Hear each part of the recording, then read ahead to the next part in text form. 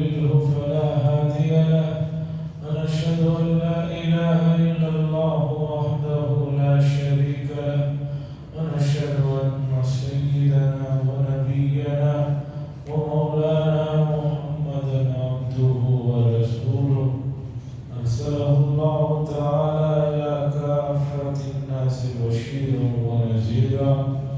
أما بعد فإن أصدق الحديث كتاب الله وخير الهدي هدي محمد صلى الله عليه وسلم وشر الأمور محدثاتها وكل محدثة بدعة وكل بدعة ضلالة وكل ضلالة في النار. قال الله تبارك وتعالى في القرآن المجيد والفرقان الحميد: واذكر في الكتاب إبراهيم إنه كان صديقا نبيا. قال تعالى: وإذ ابتلى إبراهيم ربه بكلمات فأتمهن قال إني جاعلك للناس إماما قال ومن ذريتي قال لا ينال عهد الظالمين. عزیزاً محترم، شوال کی اس تیسری جمعہ میں حضرت ابراہیم علیہ السلام کا تذکرہ جو اس وقت پوری دنیا کے مساجد میں ہو رہا ہے، چونکہ حج کے ایام ہیں اور حج کے ایام میں ابراہیم علیہ السلام کا تذکرہ جہاں بھی امت مسلمہ کے افراد ہیں وہاں ہوتا. اور کیوں نہ ہو، قرآن مجید کی 25 سورتیں ہیں جس میں ابراہیم علیہ السلام کا تذکرہ، 63 آیتیں ہیں جہاں حضرت ابراہیم علیہ السلام کا تذکرہ ہو رہا ہے. تو ایسے اولو العزم اور ایسے ابو الانبیاء کا تذکرہ جتنا ہو کم ہے. ابراہیم علیہ السلام بیک وقت ایسے پیغمبر ہیں جو اس وقت روئے زمین کی 3 بڑے آسمانی مذاہب والے ان کو اپنا مانتے ہیں. یہودی کہتے ہیں کہ ابراہیم علیہ السلام ہمارے ہیں، ہم انہی کے اولاد میں سے. عیسائی کہتے ہیں وہ ہمارے ہیں. اور مسلمانوں کے لیے تو ہے ہی فخر کی بات، نعمت کی بات کہ رسول اللہ صلی اللہ علیہ وسلم حضرت ابراہیم علیہ السلام ہی کے خاندان کے اور آپ کے چہیتے بیٹے حضرت اسماعیل علیہ السلام کی نسل میں سے. تو 3 مذاہب جو اس وقت روئے زمین پر آسمانی اپنے آپ کو کہتے ہیں، وہ تینوں مذاہب کے نزدیک حضرت ابراہیم علیہ السلام بہت ہی بابرکت اور تذکرے والے نبی. قرآن نے ایک جگہ پر ذکر کیا، عیسائی اور یہودی تو چھوڑو، مشرکین مکہ وہ بھی کہتے تھے کہ بھی ابراہیم علیہ السلام ہمارے ہیں. قرآن نے کہا ما كان إبراهيم يهوديا ولا نصرانيا ولكن كان حنيفا مسلما. ابراہیم علیہ السلام کو تم مشرک کیسے کہہ سکتے ہو؟ نہ وہ یہودی تھے نہ نصرانی تھے، حنیفا مسلما، سیدھے راستے پر جو اللہ کی طرف سے انہیں ملا تھا اس پر چلنے والے اور فرما بردار لوگوں میں سے وہ ایک فرد تھے اور اس کے اولو العزم جو ہے درجے والے تھے. عزیزان گرامی، قرآن مجید کی یہ تمام 25 سورتیں جس میں حضرت ابراہیم علیہ السلام کا تذکرہ ہوا ہے، اس پورے تذکرے کا احاطہ اور ان تمام تفصیلات کا جو ہے ذکر کرنا جمعہ کے دن جو مختصر سا وقفہ ہوتا ہے مشکل ہے. مجھے لگ رہا ہے کہ امت مسلمہ کی جو دین سے بیزارگی یا لا تعلقی ہے، اگر یہی انداز رہا تو آنے والے دنوں میں دین کو امت کے کانوں میں ڈالنے کے لیے، پہنچانے کے لیے کیا کیا جائے، اس پر کافی غور و خوض ہو رہا ہے۔ تحریریں تو پڑھنے کا زمانہ ہی ختم ہو گیا، پہلے جو کچھ تھا پڑھنے کا مسئلہ ہوتا تھا، اب آج کوئی آدمی پڑھنے کے سلسلے میں دلچسپی نہیں ہے، اور وہ بھی خاص طور پر جو اسلام اور امت مسلمہ سے متعلق چیزیں ہیں اسے پڑھنا ہی نہیں جانتے، اس لیے کہ تحریری مواد کے سلسلے میں سب سے زیادہ اگر چیزیں ہیں تو امت مسلمہ کے پاس ہے۔ تحریری چیزیں اگر آپ کو دیکھنا ہے ریٹنگ میں تو سب سے زیادہ چیزیں امت مسلمہ کے پاس ہیں۔ اس کی زندگی مثال لیجئے، قرآن نے کہا نون والقلم وما یسطرون۔ نون اللہ بہتر جانتے ہیں، حروف مقطعات اس کے معنی، والقلم قلم کی قسم ہے، وما یسطرون اور اس سے جو کچھ لکھا جاتا ہے اس کی اللہ نے قسم کھا۔ اس آیت کے ذیل میں مفسرین نے لکھا ہے کہ اللہ تبارک و تعالیٰ نے یہ مکی صورت میں 4 دلیلیں پیش فرمائی مکے کے ان لوگوں کو جواب دیتے ہوئے جو یہ کہتے تھے کہ رسول اللہ صلی اللہ علیہ وسلم نعوذ باللہ پاگل ہے، مجنون ہے۔ قرآن نے 4 قسموں کو کہا، نون والقلم وما یسطرون۔ قسم تو ایک کھائی، دلیلیں 4 دی کہ رسول اللہ صلی اللہ علیہ وسلم کیسے نعوذ باللہ مجنون ہو سکتے ہیں۔ ہمیں بتاؤ کہ دنیا میں ایسا کون سا مجنون ہے جس کی ذات پر اتنا کچھ لکھا گیا ہے؟ کسی پاگل کے اوپر کوئی کتاب لکھتا ہے؟ آج 1450 سال ہو گئے، رسول اللہ صلی اللہ علیہ وسلم کی ذات اقدس پر لکھا جا رہا ہے۔ دنیا کی کون سی ایسی زبانیں بتائیے جس زبان میں رسول اللہ صلی اللہ علیہ وسلم کی ذات گرامی پر کچھ لکھا نہ گیا ہو؟ عربی میں تو پوچھئے گا مت، کتنا مواد ہے پوچھئے گا مت، فارسی میں پوچھئے مت، اور اردو کم نہیں ہے، اردو میں بھی کتنا کچھ لکھا جا چکا ہے آپ مت پوچھئے۔ اور اردو میں نثر کے علاوہ پوئٹری، نظم میں کتنا لکھا گیا ہے۔ اور اس سے حیرت کی بات ہے کہ رسول اللہ صلی اللہ علیہ وسلم کی شان میں لکھنے والے مسلمان تو ہیں ہی، مسلمان لکھ رہے ہیں، اس میں کوئی کہے گا کہ بھی مسلمان ہے اس لیے لکھ رہا ہے، کوئی کمال نہیں۔ برادران وطن میں کتنے ایسے لوگ گزرے ہیں جنہوں نے رسول اللہ صلی اللہ علیہ وسلم کی شان میں اشعار لکھے ہیں، آپ پڑھیں گے تو لگ رہے گا۔ صرف 100 سال کا ملک کی 100 سال کے اردو اخبارات اور اردو شاعروں کی فہرست میں ایسے کتنے لوگ آپ کو ملیں گے جو مسلمان نہیں تھے اور جنہوں نے رسول اللہ صلی اللہ علیہ وسلم کی شان میں کتنے اشعار لکھے۔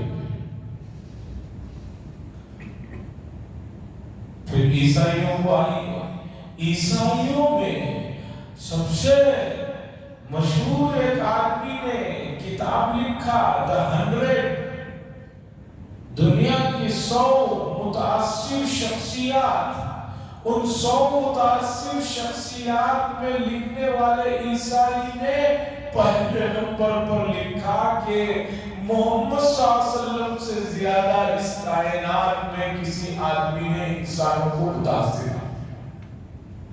تو بات یہ کر رہا تھا نون والقلم وما یسطرون، یہ امت تعلیم تعلم کی کی صفات سے وابستہ تھی، لیکن آج امت تعلیم تعلم کی ان صفات سے وابستہ نہیں ہے، جس کے نتائج ہمیں دیکھنے کو مل رہے ہیں۔ تو حضرت ابراہیم علیہ السلام کا تذکرہ جو قرآن و حدیث میں بھرا پڑا ہے، ان سب چیزوں کو اس چھوٹی سی مجلسوں میں سنانا، جمع کرنا مشکل ہے۔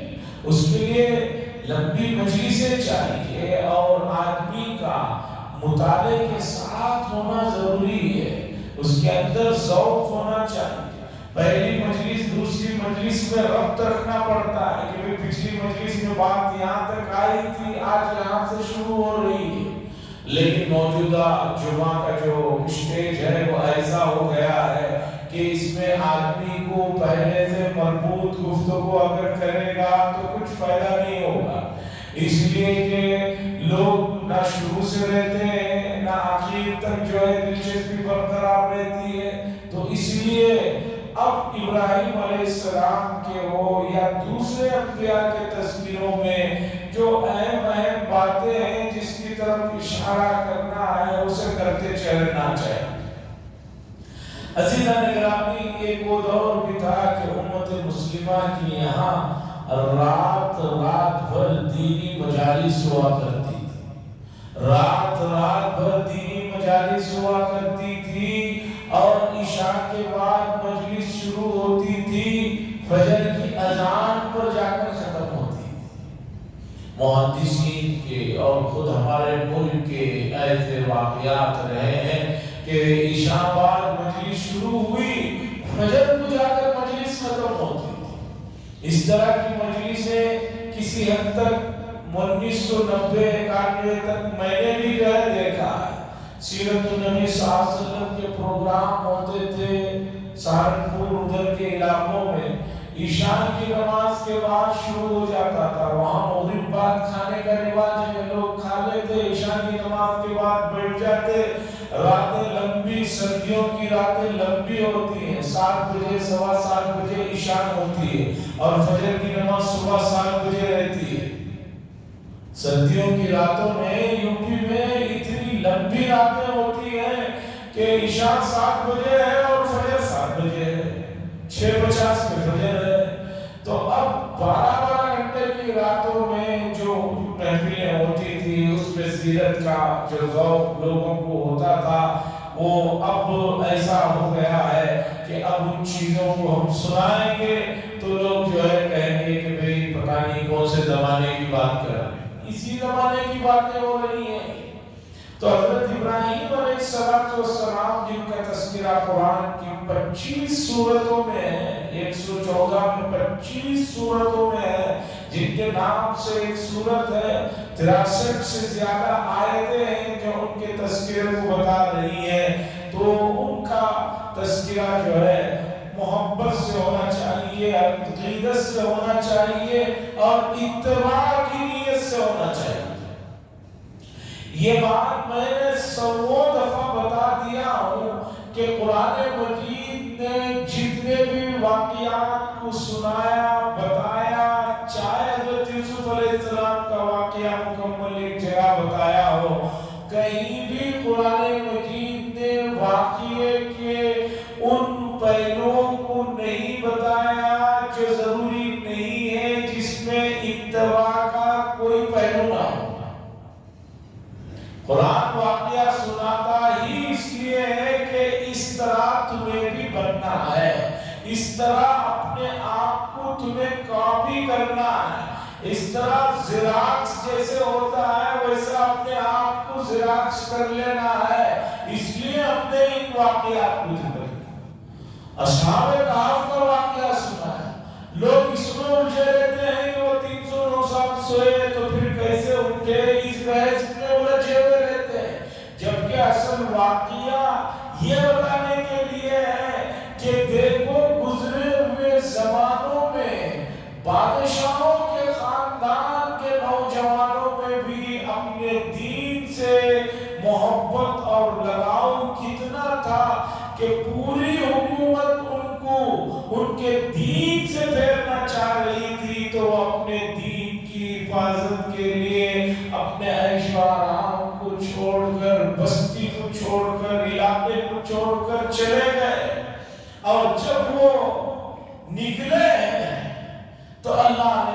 कैसे मदद फरमाई और उनका तस्करा किस तरह हमेशा के लिए जो है कुरान में रख दिया, ये पहलू अहम है।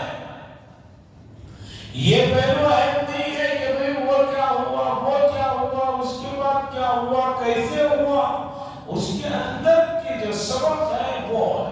तो इब्राहिम अलैहिस्सलाम के वाक़यात का एक कुछ हिस्सा पिछली जुमा में गुजरा। अब इस जुमा में आइए कि इब्राहिम अलैहिस्सलाम ने अपने दीन के लिए, अपने अल्लाह से जो मोहब्बत और ताल्लुक था उसके लिए उन्होंने अपने वतन को, अपने घर बार को, अपने तमाम मुताल्लिकीन को छोड़ा और वहां से इराक से निकलकर जो है दूसरी तरफ उन्होंने हिजरत की। मौजूदा जमाने में सफर आसान हो गया है कि एक आदमी यहाँ से दुनिया के किसी भी कोने में जाना चाहता हो तो बहुत से बहुत 24 घंटे का वक्फा अमेरिका भी पहुंच जाता है।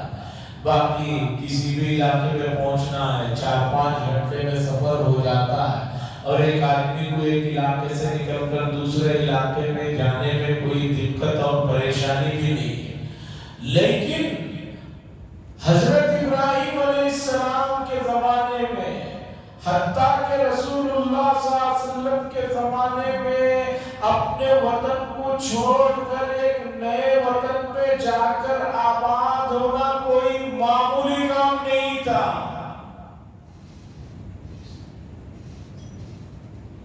कि अपना घर बार छोड़कर एक आदमी दूसरे इलाके में जाकर मुस्तकिल रहे, ये इतना आसान काम नहीं था। और हजरत इब्राहिम अलैहिस्सलाम जिस वक्त निकले हैं इराक से अल्लाह के हुक्म से, अल्लाह की मोहब्बत में, तो मुल्क शाम तक पहुंचने के लिए बहुत लंबा वक्त गुजरा है। 2-3 महीने से ज्यादा का अरसा उन्होंने जो है चलते हुए गुजारा है।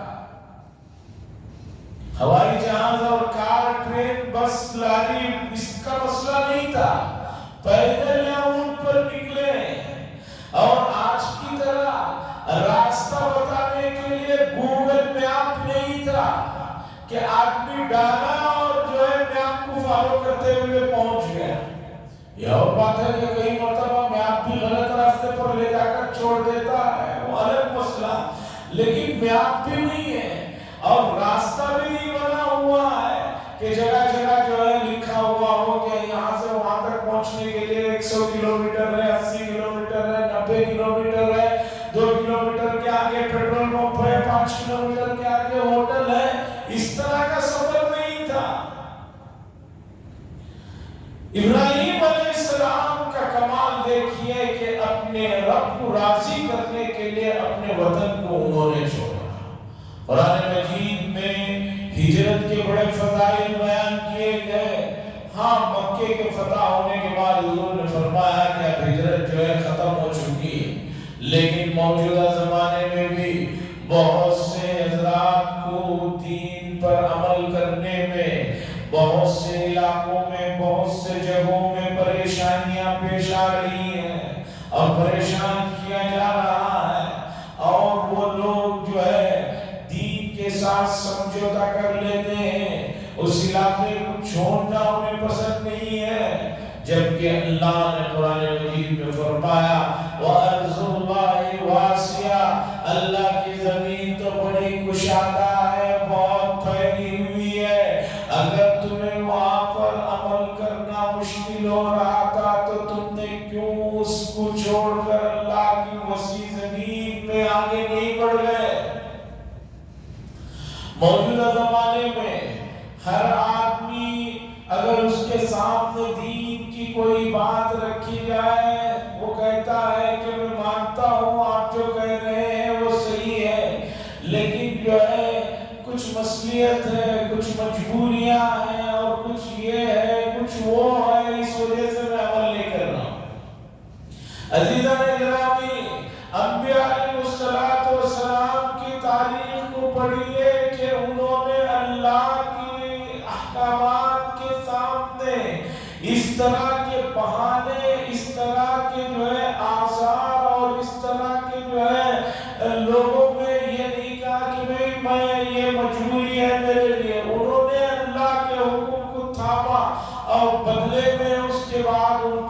مشاکل پیش آئے انہوں نے اسے خوش دلی سے اسے سہا اور اللہ کے لیے انہوں نے اللہ کی زمینوں کو چھوڑ دیا۔ رسول اللہ صلی اللہ علیہ وسلم کو مکے سے کتنی محبت، 53 سال زندگی مکے میں گزری ہے، متولی گھرانے کے فرد ہیں۔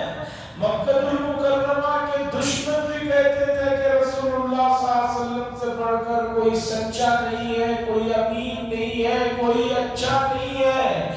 اس کے باوجود رسول اللہ صلی اللہ علیہ وسلم کو مکے سے نکالا جاتا ہے، اور رسول اللہ صلی اللہ علیہ وسلم نے انبیاء کی جو سنت چلی آئی ہے، تمام انبیاء کے ساتھ اللہ تبارک و تعالیٰ نے یہ مرحلہ رکھا ہے۔ چونکہ انبیاء بہت بڑے رتبے کے لوگ ہیں، کچھ چیزیں پورے انبیاء کی تاریخ میں آپ کو کامن ملیں گی۔ آدم علیہ السلام سے رسول اللہ صلی اللہ علیہ وسلم کی زندگی میں ہجرت آپ کو ملے گی۔ آدم علیہ السلام کو جنت جیسی عظیم اور جو ہے اعلیٰ درجے کی جگہ کو چھوڑ کر اس دنیا میں ہجرت کرنا پڑا۔ یہ درجات کو بلند کرنے والی چیزیں ہیں۔ پھر اس کے بعد آپ دیکھیے نوح علیہ السلام کا واقعہ لیجئے کہ ان کو جو ہے اپنے علاقے سے جو ہے ہجرت کرنا پڑا، کشتی بنا کر چلنا پڑا، اس لیے کہ قوم نے مجبور کر دیا۔ اس کے بعد کے انبیاء میں لیجئے ابراہیم علیہ السلام کو لیجئے، سب سے مشہور پیغمبر حضرت موسیٰ علیہ السلام کو لیجئے کہ ان کو جو ہے ملک مصر چھوڑ کر جو ہے مدین میں آنا پڑا، دوسری جگہ پر آنا پڑا، وہاں سے وہاں کافی لمبا فاصلہ ہے۔ عیسیٰ علیہ السلام کا لیجئے، حتیٰ کہ جب رسول اللہ صلی اللہ علیہ وسلم کی زندگی میں آتے ہیں تو یہاں بھی ہجرت ہے۔ ہجرت کے معنی ہے کہ اللہ کے لیے اپنا سب کچھ لٹا دینا۔ ہجرت کے معنی صرف اتنے نہیں ہے کہ آدمی صرف ایک شہر چھوڑ کر، ایک محلہ چھوڑ کر دوسرے محلے میں چلے جائے۔ حدیث میں بتایا گیا ہجرت یہ بھی ہے کہ آدمی اللہ کے خاطر جو ہے اپنی خواہشات کو چھوڑ دے۔ ہجرت یہ بھی ہے کہ ایک آدمی کو ایک کام کرنے کو دل نہیں چاہ رہا ہے لیکن اللہ کے خاطر وہ کام کرتا ہے۔ جیسے گرمیوں کے زمانے میں فجر کی نماز کا مسئلہ ہے۔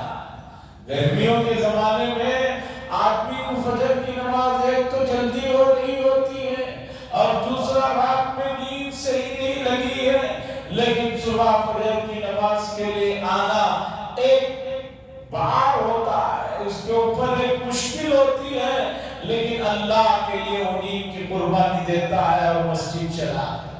عزیزان گرامی، کہا گیا مصلیان اکرام جب رمضان المبارک کی مہینے میں تھوڑا سا لیٹ ہونے پر مسجد کے اندر کے حصوں میں جگہ نہیں ملا کرتی تھی، آج مسجد میں جو ہے جماعت کھڑتے وقت میں جو ہے مشکل سے ایک صف رہتی ہے، اسی کو سنبھالنا پڑتا ہے، بعد میں جا کر دوسری تیسری صفیں آ جاتی ہیں۔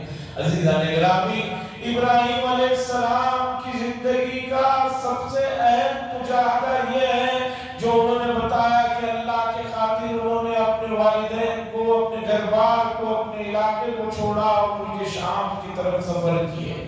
وہی ملک شام جو انبیاء کی سرزمین ہے، جہاں جو ہے قبلہ اول بھی موجود ہے، آج وہی سرزمین ملک شام جس میں بیت المقدس ہے، مسجد اقصیٰ ہے، فلسطین کا علاقہ ہے، آج وہ علاقہ ان یہود بے بہبود کے ہاتھوں جو ہے بہت زیادہ برباد ہو گیا۔ کوئی چیز وہاں پر صحیح ثابت نہیں ہے۔ انبیاء کی تاریخی چیزوں کو مٹانے پر لگے ہوئے ہیں، مٹا رہے ہیں۔ عزیزان گرامی، یہ آزمائش کا دور ہے، یہ فتنوں کا دور ہے۔ اس دور میں آدمی جتنا اپنے آپ کو اللہ کی طرف متوجہ کرے گا، اسی میں اس کے لیے سکون ہے، اسی میں اس کے لیے راحت ہے۔ ورنہ موجودہ زمانے میں حالات اتنے ملتبس اور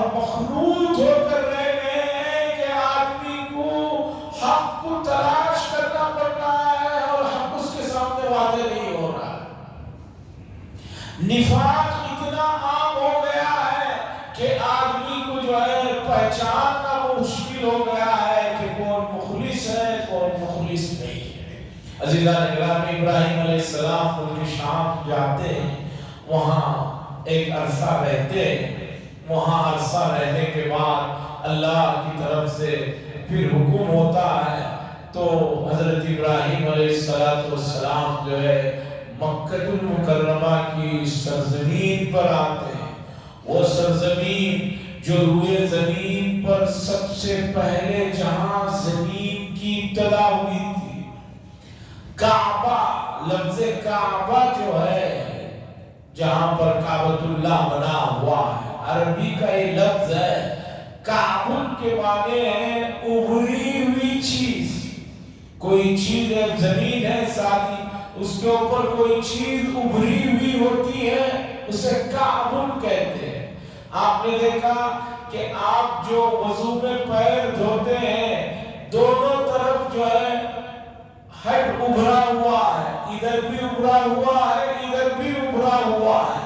قرآن نے کہا وَغْسِلُوا إِلَى الْكَعْبَيْنِ، وضو میں اپنے پیروں کو ٹخنوں تک دھو۔ یہ ٹخنے ہیں نیچے، یہ گھٹنا ہے، یہ ٹخنے میں ادھر بھی ہیڈ ابھرا ہوا ہے، ادھر بھی ابھرا ہوا ہے، اس لیے ابھری ہوئی چیز کو کعبۃ سے جمع تسنیہ کا صیغہ کعبین۔ اب سنیے، کعبۃ اللہ کو کعبہ اس لیے کہتے ہیں کہ اس روئے زمین پر پہلے صرف پانی ہی پانی تھا، یہاں کوئی زمین نہیں تھی۔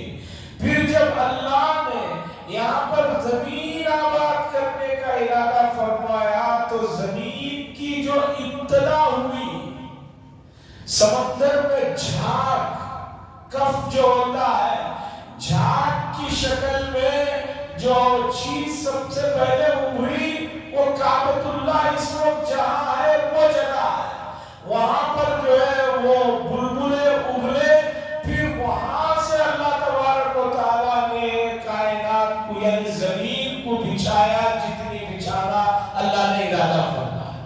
تو کعبۃ اللہ جو قدیم اللہ کا پہلا گھر ہے روئے زمین پر، ان اول بیت، پہلا گھر کعبۃ اللہ ہے جو اللہ نے اپنے بندوں کے لیے عبادت کے لیے یہاں پر قائم فرمایا۔ وہ کعبۃ اللہ طوفان نوح کے بعد اس کے آثار مٹ گئے تھے، وہاں آبادی سب ختم ہو گئی تھی، اس لیے کہ پہاڑوں اور ریگستان کا علاقہ ہے۔ آج کعبۃ اللہ اور اس کے اطراف مکہ المکرمہ دنیا کے انتہائی جو ہے بارونق شہروں میں اس کا پہلا نمبر ہے، جہاں 24 گھنٹے میں کوئی وقت آرام کا نہیں ہے، ہر وقت آپ کو وہاں پر روشنی ہی روشنی ملے گی، ہر وقت آپ کو وہاں پر لوگ چلتے پھرتے ہوئے ملیں گے۔ ایسا نہیں ہے کہ کعبے کے اطراف کے علاقے میں اب عشاء ہو گئی، 10 بجے ہو گئے، دکانیں بند کرو، جاؤ سو جاؤ، ایسا نہیں ہے۔ آج جو رونق ہے 4500 سال پہلے یہ رونق تو چھوڑیے، وہاں پر کوئی انسان بھی نہیں تھا، کوئی چیز ایسی نہیں تھی کہ جس سے انسانیت وہاں پر جی سکے۔ قرآن نے کہا بِوَادٍ غَيْرِ ذِي زَرْعٍ، ایک ایسی وادی، ایک ایسا علاقہ جو بے آب ہو گیا ہے، نہ وہاں کوئی چارہ ہے، نہ کوئی دانا ہے، نہ وہاں پر کوئی جو ہے پانی کے آثار ہے۔ اللہ کا حکم ہوتا ہے کہ ملک شام سے ہجرت کیجئے، کعبۃ اللہ کے پاس پہنچیے، مکہ المکرمہ پہنچیے۔ ابراہیم علیہ السلام کی فرما برداری کا عالم دیکھیے، اپنے اہلیہ اور شیخہ اور بچے کو لے کر اس وادی میں پہنچ جاتے ہیں جہاں پر کوئی درخت نہیں ہے، کوئی پانی کا انتظام نہیں ہے، کوئی جو ہے سائے کی جگہ تک نہیں ہے، اور اللہ فرماتے ہیں اپنے نے یہاں لیا اور بچے کو چھوڑو اور یہاں سے نکل جاؤ۔ عزیزان اکرامی، حضرت اسماعیل علیہ السلام کی پیدائش، حضرت ابراہیم علیہ السلام کی عمر 80 سال تھی، تب جا کر اسماعیل علیہ السلام کی ولادت ہوئی ہے۔ بڑی دعاؤں اور ارمانوں کے بعد جو ہے گھر میں بیٹے کی پیدائش ہوئی ہے، اور ابھی بچے کو صحیح سے باپ کی اور ماں کی پہچان بھی نہیں ہوئی ہوگی۔ اتنے چھوٹے سے بچے کو اللہ کا حکم ملتا ہے تو لے جا کر اس سرزمین میں چھوڑ کر وہاں سے نکل جاتے ہیں۔ عالم یہ ہے کہ حضرت حاجرہ آوازیں کر رہی ہیں، حضرت ابراہیم علیہ السلام پھر کر تک نہیں دیکھتے، یہاں تک کہ حضرت حاجرہ کہتی ہے کیا اللہ کا یہی حکم ہے؟ تب جا کر ابراہیم علیہ السلام کہتے ہیں ہاں یہی اللہ کا حکم ہے۔ تو خاتون بھی انبیاء کے جو گھرانے کی تھی، انہوں نے کہا تب تو کوئی غم نہیں، جس رب نے حکم دیا ہے وہ ہماری دیکھ بھالی کے لیے کافی ہے۔ عزیزان گرامی، بچوں کی تربیت ایمان پر، یقین پر، اللہ کے ساتھ انتہائی قوی تعلق کے ساتھ بنائیے۔ موجودہ زمانے میں ہم بچوں کو سب کچھ دے رہے ہیں، لیکن اللہ کی ذات پر کامل یقین، مکمل ایمان، اس کی ذات پر بھروسے کا جو مسئلہ ہے وہ اپنے بچوں کو دے نہیں پا رہے ہیں، جس کی وجہ سے بچے جو ہے پوری زندگی اسی کشمکش میں نوجوان گزار دیتے ہیں۔ میرا کیا ہوگا، اب کیا ہوگا، تب کیا ہوگا؟ ارے اس چیز کے لیے تمہیں دنیا میں نہیں بھیجا گیا ہے کہ ہر وقت جو ہے اپنے دنیاوی چیزوں کے لیے ہی وقف ہو جاؤ۔ اس کے لیے دنیا میں انسانوں کو نہیں بھیجا گیا ہے، یہاں بھیجا گیا ہے کہ میں یہاں رہ کر اللہ کے سلسلے میں کیا تمہارا رویہ رہتا ہے۔ یہ وجہ بنتی ہے ماں باپ کا اپنے بچوں کو صحیح تربیت نہ کرنا۔ اللہ کی ذات سے جس درجے محبت اور یقین ہونا، اسے پڑھایا نہیں جاتا ہے۔ آج چھوٹے چھوٹے بچوں کو دوسری چیزیں مسلسل پڑھائی جا رہی ہے، سکھائی جا رہی ہے، رٹائی جا رہی ہے، لیکن بنیادی طور پر نبی نے جو کلمہ لا الہ الا اللہ سب سے پہلے بچوں کو پڑھانے اور اس کا یقین بٹھانے کے لیے کہا، اس پر توجہ نہیں کی جا رہی۔ عزیزان گرامی، یہ موقع ہے سنبھلنے کا، یہ موقع ہے بیدار ہونے کا، یہ موقع ہے جاگنے کا، اور گزری ہوئی زندگی کو بھولیے، گزری ہوئی زندگی کا تذکرہ کر کے وقت کو ضائع نہ کرتے ہوئے آگے کے مرحلے کے سلسلے میں بچوں کے اندر حضرت ابراہیم علیہ السلام کے ایمان و یقین کا جو قرآن نے تذکرہ کیا، جو نقشہ کھینچا، اسے اپنے بچوں کے دل و دماغ پہ بٹھائیے، اس پر پرواز چڑھائیے۔ انشاءاللہ وہ بچے آپ کے لیے، پوری امت کے لیے، پوری انسانیت کے لیے فائدہ مند ہوگے۔ وآخر دعوانا الحمدللہ رب العالمین۔